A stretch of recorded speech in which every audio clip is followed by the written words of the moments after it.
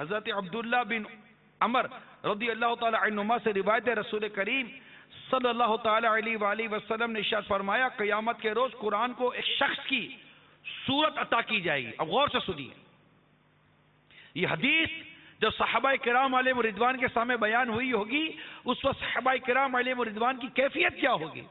اللہ تعالی ہمیں صحیح معنی میں حدیث پاک سننے کی توفیق عطا فرمائے، اس کی گہرائی کو سمجھنے کی توفیق عطا فرمائے کہ کس قدر گہری بات ہے، کس قدر امپورٹنس ہے، کس قدر اہمیت ہے، اور اس کا پڑھنا، اس کا سیکھنا، اس کا سمجھنا کس قدر فضائل اور اہمیت رکھتا ہے، اور اس کا چھوڑنا کس قدر تباہی و بربادی کی طرف لے کے جا سکتا ہے۔ چنانچہ رسول کریم صلی اللہ تعالی علیہ وآلہ وسلم نے ارشاد فرمایا قیامت کے روز قرآن کریم کو ایک شخص کی صورت عطا کی جائے گی، پھر اسے ایک ایسے شخص کے پاس لایا جائے گا جو قرآن کا عالم ہونے کے باوجود اس کی مخالفت کرتا رہا۔ قرآن اس کی مخالفت کرتے ہوئے کہے گا اے میرے رب عز و جل، اس نے میرا علم حاصل کیا لیکن یہ بہت بڑا عالم ہے، اس نے میری حدود کی خلاف ورزی کی، میرے فرائض کو ضائع کیا، میری نافرمانی میں لگا رہا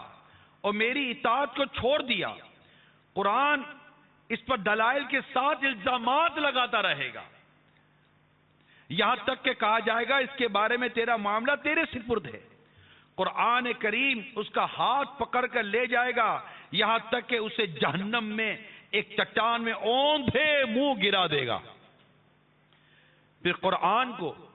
ایک ایسے نیک شخص کے پاس لایا جائے گا جو قرآن کا عالم تھا اور اس کے حکم کی بجا آوری کرتا رہا۔ قرآن اس کے بارے میں کہے گا اے میرے رب، اس نے میرا علم حاصل کیا اور یہ بہترین عالم ہے، اس نے میری حدود کی حفاظت کی، میرے فرائض پر عمل کیا، میری نافرمانی سے بچتا رہا اور میری اطاعت کرتا رہا۔ قرآن دلائل کے ساتھ اس کی حمایت کرتا رہے گا، یہاں تک کہ کہا جائے گا اس کے بارے میں تیرا معاملہ تیرے سپرد ہے۔ قرآن کریم اس کا ہاتھ پکڑ کر اسے لے جائے گا اور اسے موٹے ریشم کا جنتی لباس پہنایا جائے گا، اس کے سر پر بادشاہی کا تاج سجایا جائے گا اور اسے جنتی شراب کے جام پلائے جائیں گے۔